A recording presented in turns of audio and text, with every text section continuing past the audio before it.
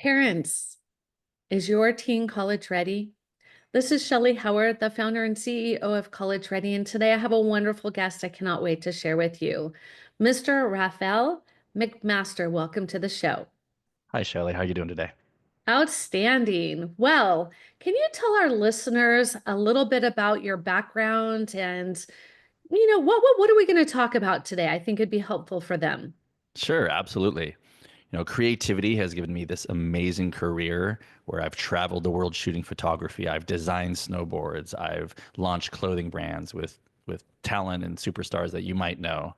And I left all of that behind 10 years ago in an effort and a mission of service to try and give to this next generation the best of all of everything I've ever learned. And at the time, it was primarily focused on creativity. But due to the pandemic and me and myself getting into sobriety, a set of tools that I've co-created with other psychologists and therapists and thought leaders, authors, heads of health organizations, and it can come from anywhere. Wisdom can come from everywhere. Well, created a nonprofit that has taken these tools and built a toolkit uh, that we are teaching to dozens, hundreds, I guess technically thousands of youth now that we're over 1,000 here locally in South Bay with amazing results, amazing impact, amazing efficacy of learning these tools for self-control and emotional resiliency that are learnable and digestible and metabolizable with this youngest generation, spoken in a language that's resonant with their generation because it was co-created with them over the last 5 years. Wow. Okay, parents, this is going to be good. So, my first question or thought as a parent of four is, do you have to be artistic to be able to benefit from what you offer? No, no, not at all. And it's a great question. It's a question we get asked often. Now, a lot of students, a lot of kids, they have sports, and sports are amazing. Sports are a great way to get myself present and my soul and my body. That was my pathway of sports. But for those that don't have sports, well, then another way to get into this place of soulful presence and be in my power is creativity and art. It doesn't need to be drawing. It could be anything from gardening to cooking to, there's so many different forms of creating. Now, when we embarked on this mission, we began teaching these tools as the creative wisdom tools, somewhat inferring that art and creativity was part of the process. And at the time, we really focused on teaching it through creativity and art. But with the impact we've had, the lives that we're seeing, and the transformations that are right in front of us, we realize it's in our best interest to ensure that all people feel welcome to pick up this toolkit. So there's a book that just got published. We published it on Tuesday, right? And Awesome. so it is fresh off the press, and I have a prototype copy here of the fundamental life tools, right? So it's a toolkit of 7 tools that together make a fundamental toolkit for self-empowerment, emotional resiliency, self-control, and a toolkit that, boy, if I had been taught this as a high schooler or in school or in college, well, then there's a good chance that my path would not have turned into a path where I needed to find sobriety and recovery at age 35. Hmm.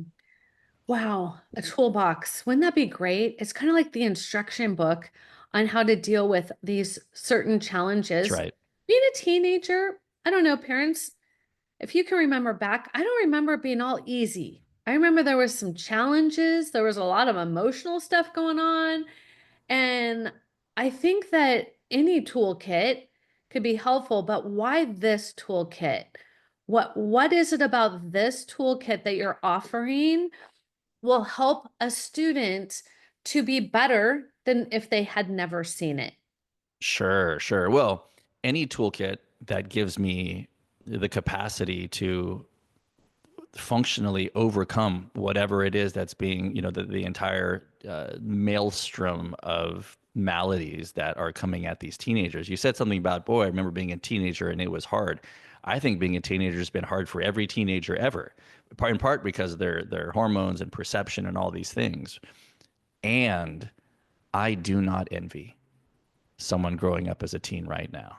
My Mm. goodness gracious, right? To be inheriting this world where screen addiction and porn and medication, ADD, fentanyl, I mean, you name the list of things that they contend with, I think is, I know being an adult in these modern times is more challenging because of screens, because of all the overstimulation and the amount of things coming from so many directions and the speed that the world is moving at.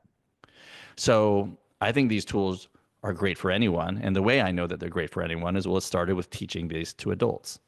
Really what happened is, being in recovery and being in a program, we realized that there was a fundamental toolkit that for me is the cornerstone of the men that I sponsor and is the cornerstone of their sobriety. And boy, if this toolkit can help transform someone and create a psychological rearrangement so that they have a new look on life and respond and react to things in a totally different way. If it can transform a 55-year-old alcoholic cocaine addict to someone who is sober and whose friends say, wow, they're like a different person, then boy, oh boy, it sure can help with an eighth grader with math stress. That was our hypothesis, and it turns out it's true. There's fundamental tools that are supportive for everything that all of us go through together in life, because there are universal principles and universal challenges and struggles that we'll all face as humans walking this path. These tools are what a group of us working. There's hundreds of tools that are great. There's at least a couple dozen that are like primo that I use every day. But if we're only allowed to have seven, we chose seven for a reason. If we're only allowed to have seven, what would they be?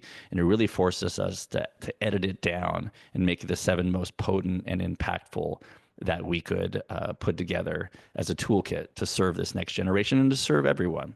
These tools are universal for all humans.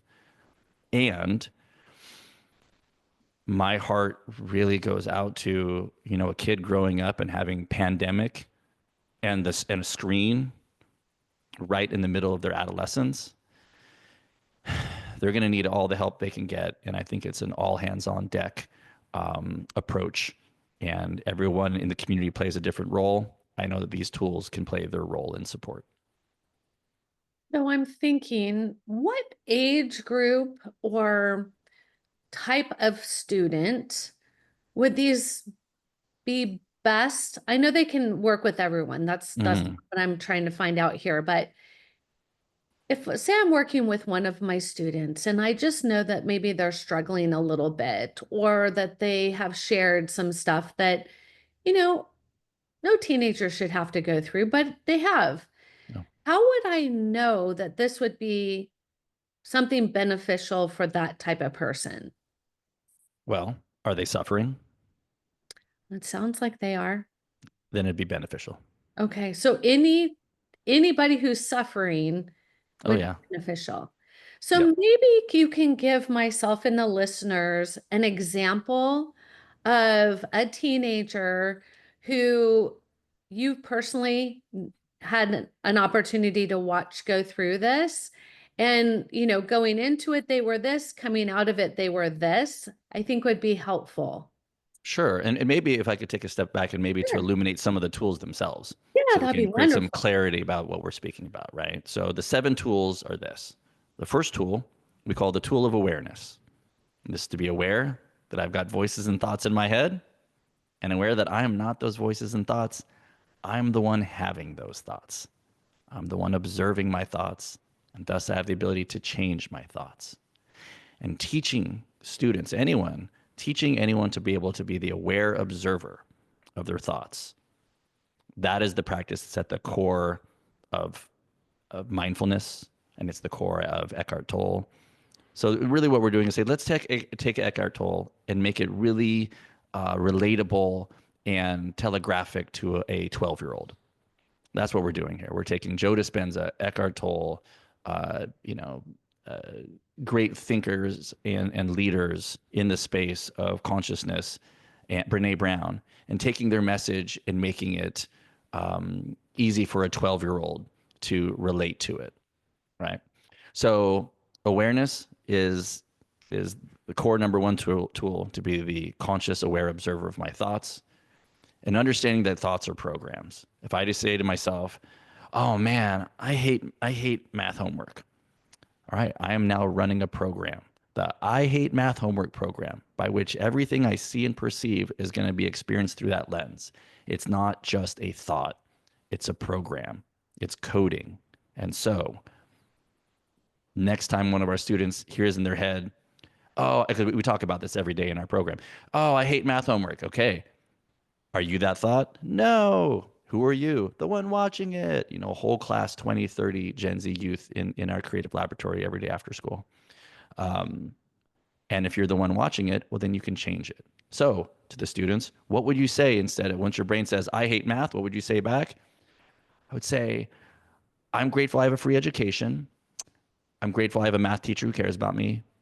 I don't love homework, but I like growing and I want to go to college. And so this helps me. Okay, now let me sit down and do my homework.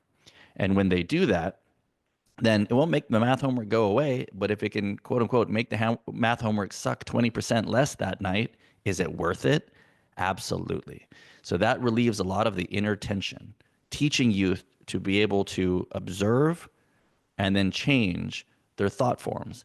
This is at the heart of what we're teaching, and this is at the heart of consciousness. So that's the first tool, awareness. Mhm. Second tool, acceptance. Accepting everything as it is. It is what it is. I can be angry and frustrated and upset about it, or I can surrender and say, that was the grade I got. I can't change that. No amount of complaining or self frustration or guilt or any of that can change that. What can I go change? Let me go study for the next test. So it's about having a clear understanding of what is ours to own, what is ours to control, and what is ours to say, that's outside of my hula hoop. Oh, there's a bully. Okay. Well, this is something we deal with a lot. Acceptance with the bully isn't saying it's okay for people to bully me. It's saying I accept that person is outside of my control. And as long as I'm frustrated, irritated, upset because I can't control them, then I'll be the one suffering. Let me accept their behavior as it is so I don't add additional suffering to it. Let me go tell the proper authorities in the right channel so I can get support in this. Right. Mhm. So acceptance is the second tool. Third tool we teach, intention. Very, very Joe Dispenza, very how to have a visualization, turn that visualization into a 3D holographic vision movie, where then you fuse it with hard energy and feeling that it's coming true. And we teach this visualization exercise. And we have so many students who have, manifested or visualized or however you want to call it, getting into certain schools. Or this one freshman wanted to make the varsity team as a freshman at water polo, which had never been done at Redondo Union. And he did it. But 9 months prior, 3 months prior, he was in our classroom as an eighth grader time doing these visualization exercises. Now, is that the single determining factor? Who knows? But a person who knows exactly what they want has a much better chance of getting what they want because they know what they're shooting for. It's a lot harder to hit the bullseye of what I want if I don't know what I'm shooting for. So training these youth to have a crystal clear vision of what their intention is and helping them know that they don't need to have instructions on how to get there. They just need to know what the vision is, what they can do about it today. A lot of Mhm. people give up on their hopes, dreams, or visions because they're like, I don't know how to get there. I can't do it. You say, oh, you don't need to know that. All I need to know is my North Star is over there, and I'm just going to keep walking towards that North Star. This is a very, very powerful to teach youth early on. Mhm. The fourth tool we teach, gratitude. And we teach it like this because if you can imagine, you go to high school and you say, hey, I want to teach you about gratitude. They're like, yeah, yeah, yeah, I already know about gratitude. I already know everything. But we teach it as G flipping, which means flipping a lens of gratitude. I hate math homework. I'm grateful I have a free education. See what I'm saying? Mhm. I got in this car wreck. My parents are going to be so mad. I'm grateful that nobody was hurt and that I didn't get hurt and that I have insurance. Teaching them to quickly flip a lens of gratitude, which speeds up their bounce back when they have to deal through adversity. And it's a tool for resilience for them to be able to transform their mindset while right in the midst of something that's undesirable or frustrating. Fifth tool, compassion, a la Thich Nhat Hanh and all the things of compassion. Sixth tool, forgiveness and resentment. How to let go of our pain and hurt when we feel someone has wronged us. How to have a practice to be able to let go of these and realizing that my forgiveness for the other person doesn't need to involve them. This is an inner practice, an inner process. All things, I see you're shaking your head, all things we learn as adults as we go along the way, right? I didn't learn any of this stuff till I was like 35 and I made it all the way through college, right? Yeah. None of this stuff was laid at my feet. But once it was laid at my feet, then the ball was in my court for my own self development. But I can't wrong someone who's never had this message of awareness laid at their feet. How would they know? Right. Right. Yeah. And that's part of like the heart of this mission that we're on, in that if you got a 12-year-old kid in Iowa and they're suffering because they don't know, they think everything their brain says, that's them, that's their opinion. And their brain's saying some terrible things. So they're like, oh my gosh, I'm scary in there. I'm a scary person. I'm a monster. This is a very real scenario. They're believing everything they're thinking because no one's told them how to be the observer of their thoughts. They think Mm. everything they're thinking is them. And I know Yeah. because that's what I experienced firsthand until I woke up at 35. Mm. Uh, so, and So then the last, or you can go in, or I have one more tool. no, you're good. I am just saying that's so powerful. What a gift. It's good, right? And the seventh tool is connection, right? And whenever I'm suffering or struggling, I'm usually in isolation, making up stories in my head that are Mm. making me feel even more overwhelmed, giving me more anxiety. The opposite of isolation is connection. And we all know it. We all know it beyond words. When we're with someone, man, there's a vibe there, right? It's a special thing. But then there's also connecting to myself, connecting to my own soul. And what are my practices for that? And then there's connecting to nature and beauty. We have a saying at our place that love is an energy. Love is the energy of experiencing beauty.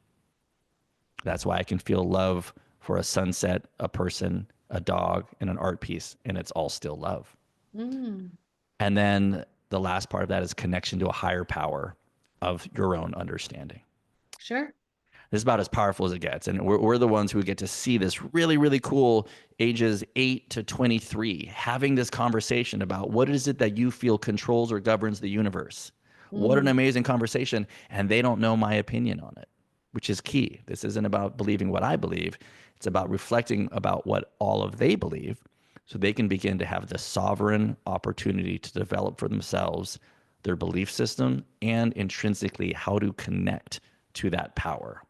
And when we ask this question, we just start putting their responses onto the whiteboard.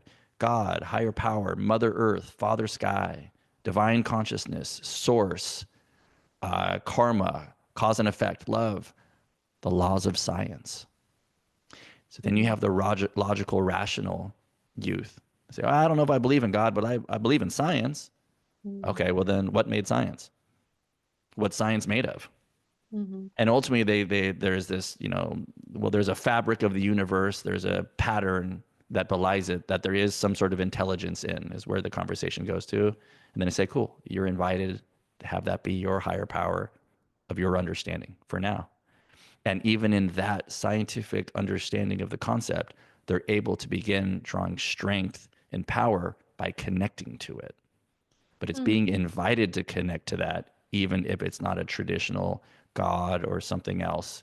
That invitation's so important because a lot of kids think, well, my family's not religious. I don't know if I believe in God. I guess it's not for me. But maybe it's about redefining it in a way that it does work for them because there is such a tremendous amount of support, power, faith, and grace that comes from that connection. Mhm. Wow. So, parents, as you're listening to this, I don't know about you, but I was going through my mind of all four of my kids, and I'm like, which one or all would have benefited from this? I call it a self-realization of who they are, what matters to them, their thoughts, their actions, getting clear about themselves, which, unless a parent does it, I don't know if they have any support at all in this area. Learning to self reflect. Yeah. Where is that taught? Maybe some English classes, but I think you get what I'm going at. It's a daily process of self reflecting to check in on how they're doing on these 7 tools in the sense of self awareness. Well, unless someone is taught how to do that, I don't think it naturally just happens, particularly if they've got a phone and TikTok in their hands. Yeah. Oh, don't even get me started. Sorry, I said that word, the T word. No, it's all good. It's all good. So, as we think about the power of sharing this information with a middle school, high school, young adult, the opportunity for growth is so massive. And I know we can sit here and be disappointed that they don't teach it anywhere, but I like to look at things very optimistically, parents. And now you've met somebody who could absolutely, I call turn the thought upside down of that negative self-talk. I have the opportunity to work with hundreds of teenagers. That's a beautiful thing. And I get the ones who, wow, you can't hold them back. They are so, so, so big. And then you have others who are truly struggling with just self-identity. So if you are, a parent and you're thinking, wow, this would really, maybe I have a student who's sad or angry or, you know, um, in a situation where they're not their best self. What would this look like for a parent reaches out to you?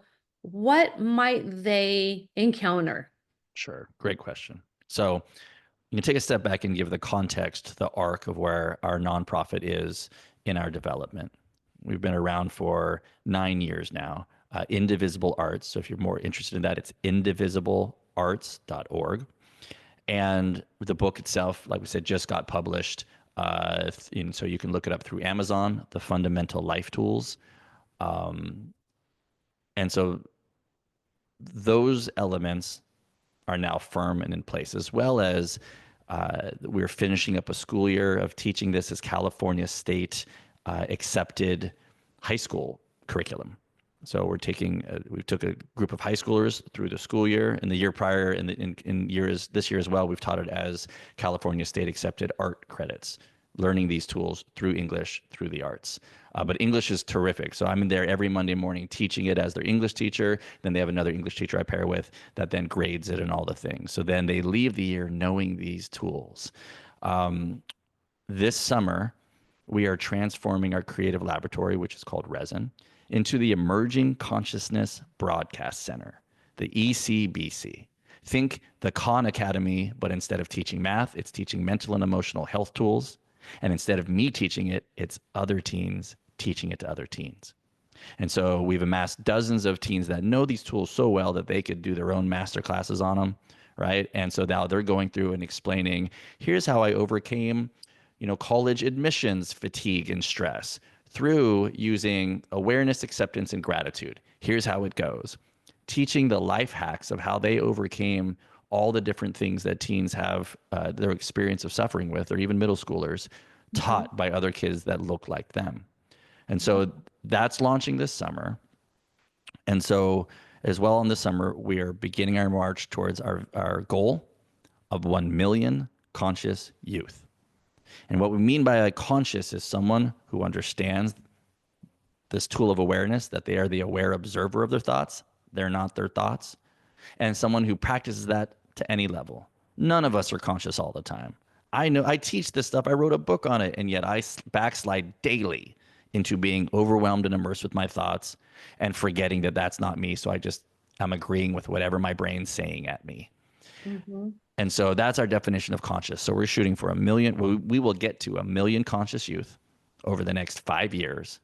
And can you imagine how different the world can be when there is this volunteer service army of 1 million heart-centered conscious youth that we can then activate in the name of programs for social uplift? So that's where this is going. So if our story has a 25 chapter arc to it, we're ending chapter 4 and beginning on the next one. So someone looking to interface with us at this juncture will see a little bit of the caterpillar just turning into a butterfly. There will be a point where we're able to, and the current version of the Emerging Consciousness Broadcast Center, which will be launched on May 17th. We published a book. We're publishing a online platform and publishing 3 songs from young writers, all for our fundraiser, which is on May 17th. And so depending when this comes out, if there's still any time and you hear this, May 17th is still available and you want to support what we do, then if you go to indivisiblearts.org and you'll see everything about our fundraiser, the state of the art. You don't have to buy tickets in order to be able to auction all the amazing art. We've got artwork from Shepard Fairey and all these amazing artists that are all, into this cause and into our organization. So that's one way to support. And then continue to watch this space, knowing that this consciousness platform will launch on May 17th and it'll continue to get better. Any teen after its launch will be able to go there, learn the 7 tools from me on 7 different like 8-minute tutorials. Mhm. And then equally, they can go to an entirely other section, which is user generated from teens. Obviously, at the starting point, we'll start with maybe 25 videos with the hope of having, I think our goal is 250 videos by the end of summer. So we're going to become this broadcast center. If there's a conscious teen out there who's a conscious leader and wants to get involved in this movement, well, this is a fantastic way to get 501c3 nonprofit volunteer hours teaching consciousness through creating videos. And that's how this thing is going to spread. People coming, learning the tools, passing the certification, and then being empowered to shoot videos on their own wherever they are. Humans helping other humans is something that will always feel innately and intuitively and instinctively right as rain. And when we put these tools in these kids' hands, it warms the heart to know that their first inclination and intuition is to say, how can I teach this to somebody else? Beautiful. Yeah, at College Ready, we have an interesting program that goes hand in hand with that. And that is my mission and my belief is that every teenager should serve another human being before they graduate from high school. Yep. And so in our program, we encourage a minimum of 200 hours in something they're passionate about, something with purpose, and something they advocate for, which raises their awareness to help them understand themselves and others in society so much better. So that's why I reached out to have you as a guest, as I saw so much synergy with what these amazing students are doing, student-led organization. And so I look forward to learning more about what it is that you offer and how we can get that into our children's classrooms and just really encourage these families to help their child grow in that area.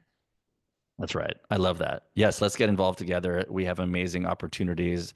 And like I said, there's still a bit of more structure to be built over the next 2 months. But once we do, then we'll have a really easy way to interface with high schoolers. They can learn the tools, they can create videos, they can start their own chapters on their own schools. We're building out, well, by back to school, we'll have kits that they can get so they can begin to start their own chapter there on their own campus. Outstanding. Well, let me tell you, what an enlightening, beautiful thing that you're doing, and way to take something that wasn't your proudest moment into something that's incredibly powerful. So, thank you so much for being on the show. And is there any last thing that you would want to share with our listeners? We say often at Indivisible Arts that art is the language of the soul. The full saying is thoughts are the language of the mind, emotions are the language of the body, and art is the language of the soul. My invitation to the listeners is this. It, I can wash the dishes in an artful way. I can walk my dog in an artful way. Any act I do, when I do it with repetition, practice, skill, focus, a little bit of creativity, can become an art form. Mm. And if art is the language of the soul, then when I'm doing art, that means my soul is present. And that's how I get my soul present amidst the mundane of things, by turning it into a creative art form, no matter what. It could be writing an email. If I'm going to write this email in a creative, artful way where I'm focused and I'm present and I can feel a little bit of soulfulness, now I'm inviting more soul into my life. And I say this because the AI of things is so big, but the one thing it will never be able to reduplicate is humans helping other humans and the power of the human soul. Absolutely. Well, thank you so much for being a guest on our show. And parents, until next time, think about your children. Think about, are they ready? Are they college ready? Are they ready for life?